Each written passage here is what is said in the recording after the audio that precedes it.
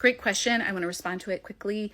Spotlights the way that sin language or theological ideas about sin show up in Christian parenting content, which is something Kelsey and I explore at length in our forthcoming book, The Myth of Good Christian Parenting. We have a whole chapter on sin. So when Christians are talking about people being born into sin, they're typically referencing the doctrine of original sin, which says that when sin entered the world, everything was irreparably broken, right? It fractured our relationship between humanity and God, our horizontal relationships with one another, our relationship to the creation we were meant to steward. Like, everything is rent asunder, right? It's not this way it's supposed to be.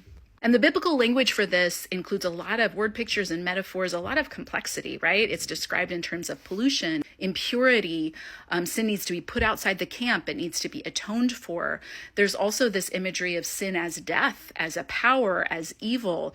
And then there's moral culpability, individual wrongdoing we might do to self or others, or collective wrongdoing. There's actually a great Bible Project video that really talks about that, the distinction between iniquity, transgression, and sin, biblically speaking. But yeah, so there's a lot there. Take all of that, and then we need to say, well, what does that mean for children in particular? And theologians over the centuries have taken different viewpoints on this, right? Some believed that children were kind of in this like Edenic state, that Adam and Eve were actually childlike before the fall. Others, particularly those who hold to something like total depravity, would say children are utterly depraved with like wicked intent from the womb. Most of church history, original sin was dealt with through baptism, which is why, until relatively recently, historically speaking, the church always baptized infants right away. They were washed clean, they were regenerate, they were found in Christ. Then the idea was, at a certain age, referred to as the age of accountability, when children became aware of the difference between right and wrong, they became morally culpable.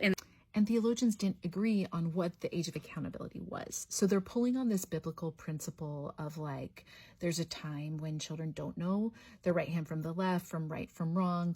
And also things like the wilderness generation, where all the children under age 20 were allowed to enter the land and the adults weren't. But they disagree on when this happens. And it develops over time. In the Middle Ages, you start to see canon lawyers. So people kind of trying to say when and how do we implement church law, trying to define childhood by stages. And they say kind of like 0 to 6 or 7 is childhood and completely innocent. 7 to like 12 or 13 is this like period of learning right from wrong. And then 12 to like 29 is like prolonged adolescence. And then later they could be tried as adults under canon law, which is kind of remarkably extended adolescence by our standards of today.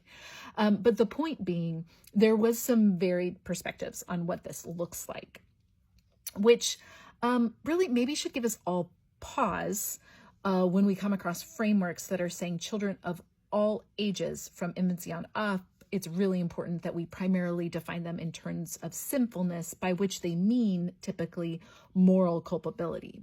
Difference between this idea of original sin and individual moral culpability is often blurred in Christian parenting resources. Unfortunately, it becomes this kind of catch-all for any behavior a parent doesn't like. And this is how you end up with Christian parenting experts talking about vipers and diapers, and application-wise saying things like, oh, a baby who's fed and crying in the night is manipulating their parents. They're sinning. Or a toddler throwing a tantrum is sinning somehow. So there's a categorical problem there. There's a theological categorical problem, but there's also some application problems, because when parents are operating out that framework, particularly in the early years when they're often overwhelmed, exhausted, frustrated, they come to perceive somebody is sinning here or else this wouldn't be so hard.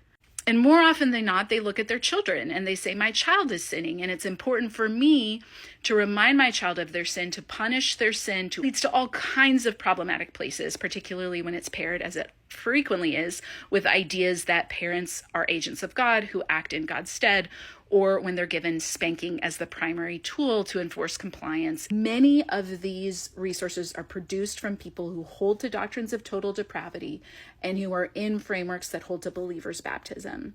And the latter in particular is a piece of why I think there's such a hyper focus on sin. Because according to that framework, a child is not saved until they come to a cognitive, mental understanding and profession of faith.